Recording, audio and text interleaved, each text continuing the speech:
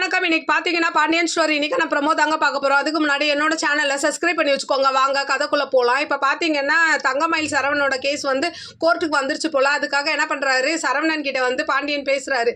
எதுவா இருந்தாலும் யோசிச்சு முடிவு பண்ணு, ஏன்னா அவ இப்ப கன்சீவா இருக்கிறா அப்படின்ற மாதிரி அட்வைஸ் பண்றாங்க. அதே டைம்ல பாத்தீங்கன்னா மயிலுக்கு வந்து அவங்க அம்மா சொல்றாங்க, அவன் வந்து வேற ஒரு பொண்ணு கூட சுத்துறதுக்கு நீயே வழி பண்ணி விட்டுறாத, அவனுக்கு டைவர்ஸ் கொடுக்க மாட்டேன் நீ சொல்லு அப்படின்ற மாதிரி மயிலுக்கு இந்த பக்கம் அவங்க ஏத்தி கொடுக்குறாங்க. அப்படியே பாத்தீங்கன்னா கோர்ட்ல வந்து ஜட்ஜி கேட்குறாங்க. அதுக்கு சரவணன் என்ன சொல்றாருன்னா, எனக்கு டைவர்ஸ் கொடுத்துருங்க, எனக்கு வாழ விருப்பம் இல்லைன்ற மாதிரி சொல்றாரு.